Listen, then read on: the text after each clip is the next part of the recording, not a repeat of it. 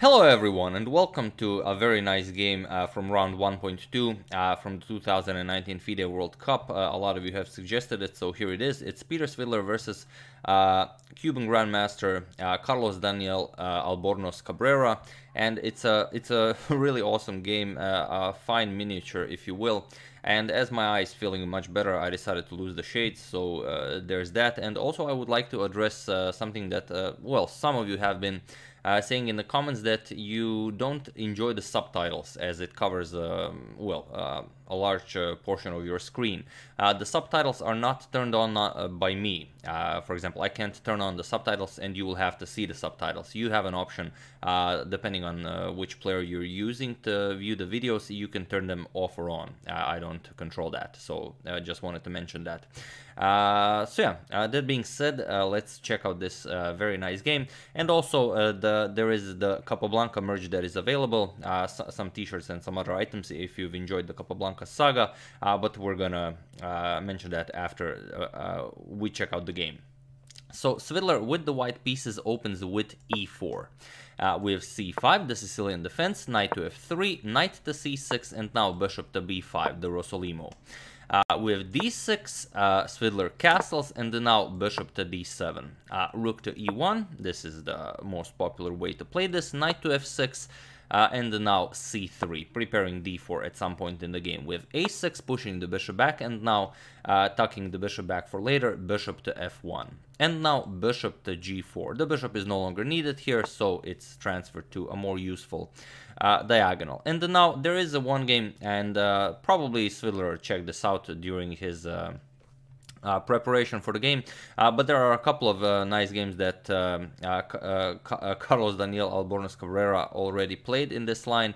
One that was kind of recent was against Paco Vallejo in the Linares tournament last month, that ended in a draw where h3 was played by Paco Vallejo, but here Svidler prepares d4. And it's I kind of enjoy this line more as it forces white to double his pawns on the king side. So here bishop captures and then now g captures on f3. Of course, if you capture with the queen, then you just lose a pawn here, so not something you want to do. But after bishop captures, we have g captures. Now white has a very strong center here, but on the other hand, you kind of created some draft in front of your king. But okay, c captures on d4, we have c captures on d4, and now, as you don't want to allow white to d5, black pushes d5 himself. You know what we say about Sicilian and d5. Svidler pushes e5, we have knight to h5, and now Svidler pushes e6. This move has been played before, but only once. It was played in 2011 between Yu Yangyi and Bu Jiangzi, and that game also ended in a draw. But there, f captures on e6 was played, and the game continued, bishop to h3 and so on, ended in a draw. But here, after e6, we have g6, and this is now a new move. So as of move 12, we have a completely new game. Svidler continues knight to c3. It seems like a nice idea to capture on f7, but black doesn't really mind this. Black would just capture, and if you go bishop to h3, you want to get some bishop to e6 action maybe going on, then just knight to g7, and you control the e6 square, bishop g5, the knight is now coming to f5, and that's pretty much a monster knight black has there. And if you decide to lose your bishop pair, if you play bishop captures, g captures, then it's actually black who will be using the g file for an attack against the white king. Even though the king is on f7, there's no way for white to actually reach the king. So after g6, Svidler continues knight to c3, and then now black pushes f5. He doesn't want to double his pawns by capturing on e6, and also it's not good for black. But the downside here is if you don't get rid of the e6 pawn, your king is kind of could be in a lot of trouble if some checks go along his way. So queen to b3 by Svidler, now putting pressure on the d5 pawn as well as the b7 pawn, and black decides, okay, I will accept your challenge. We have knight captures on d4, Svidler plays queen captures on b7, we have rook to b8, queen captures on a6, and now you can't go for knight to c2. If you go knight c2 to try and fork the rooks, you just get mate into queen c6 check, queen blocks, and now queen delivers mate. So Cabrera played knight captures on f3 with check, forking the king and the rook. We have king to h1 by Svidler, and now the only good move for black here is bishop to g7. You have to create some escape route for your king to hide in case of any checks, and black did this, but black did it by playing queen to c7. Instead, black freed the d8 square for the king, and this simply doesn't work. So feel free to pause the video here and well, basically try to find the move. That is the reason why we are showing this game, as it's a very nice game. Well, I give you a couple of seconds.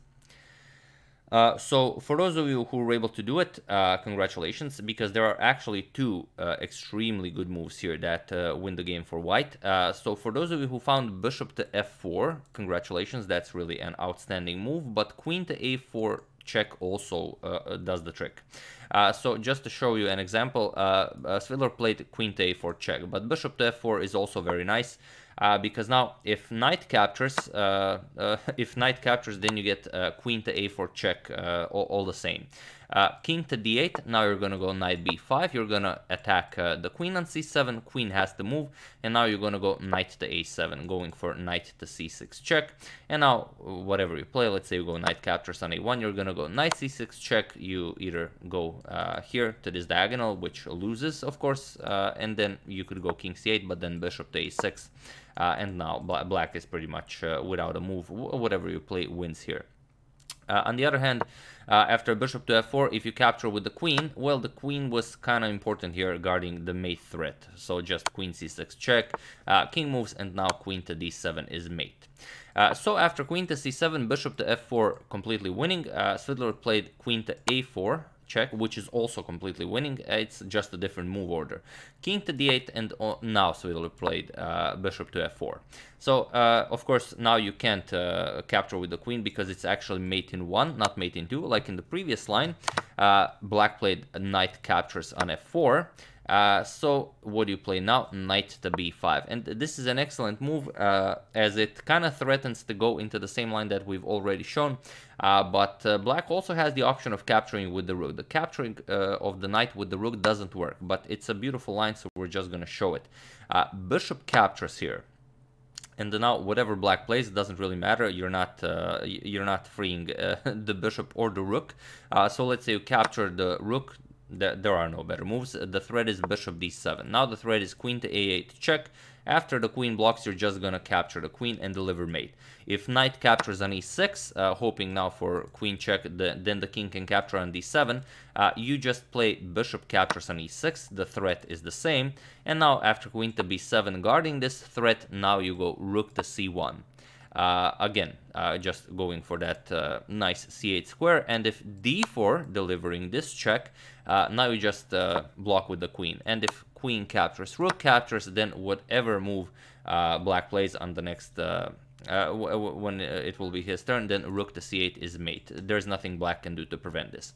So this is only one of the things that can happen if you capture on b5, which doesn't work for black. Queen to b6 was played, but here Svidler found a very nice move. Also, you might want to pause the video and try to figure out, but I'm sure you already know it, as it's quite similar to the line we've shown, but feel free to do it either way. So for those of you who were able to do it, congratulations, you are an excellent threatener of mates in 1 while moving the knight. And for those of you who just want to enjoy the show, knight to d4. This is what Svidler played, and it was in this position that Carlos Daniel Albornoz Cabrera resigned the game. It's better than knight to a7, as it also guards the e6 pawn, so you don't have to worry about any knight captures on e6 ideas. If you're interested how the game might continue, well, of course, you have to block mate in 1. That's priority. So let's say queen to c7. Now you play knight c6 check. The king has to move. Of course, you don't want to go on the queen's diagonal, so king to c8. Now you play bishop to a6 check, similar like in that line, only you don't win the queen. Rook b7, bishop captures, queen captures, and now just rook a to c1. You don't even care about this rook on e1, but there are no good defensive moves here. Let's say knight d2, trying to cover up with knight to c4. Now you just go knight a5 check, and you well, you win the queen. If knight to c4 blocking, you don't even have to grab the queen. You can just go for queen to e8 check first, king c7, and now you're gonna go queen d7 check, king b6 for example. Now you're gonna capture the queen with check, king captures on a5, and now it's just rook captures, and now a4, and you are getting mated on b5. Or if you don't want to get mated on b5, you can capture the pawn, and then it's rook to a1 mate. So this is only one of the nicer lines that could happen after knight to d4 check, but after this move, Cabrera resigned the game, and an excellent victory for Peter Svidler, who advances into the next round of the FIDE World Cup, where he will face Andrei Esipenko. So that will also be an interesting matchup. I'm gonna go back to checking out your suggestions, of course, as there are so many of them. I don't think it will be possible to cover all of them. And for those of you who said that you would like to see who advances in the next round, there are too many players, as it's only round 1, for me to go over them. But I will put a link in the description below, so you can just click on it and you will see the cross table of everyone who advanced into the second round. So yeah, that's it. That's the game. I do hope you enjoyed it. I would like to thank Deepak Bhatt, Matthew Harris, and Jeffrey Johnson for a contribution to my channel. Thank you a lot. I really appreciate it. As usual, you can check 2 of my previous videos here. Thank you all for watching, and I will see you soon. Well, continuing the coverage of the FIDE World Cup, checking up on your suggestions and what's going on in the world. And if you're interested in some Capablanca Saga merchandise, the first link in the description below will take you to it, so feel free to enjoy that as well. Thank you all, I will see you soon, and have an excellent rest of your day.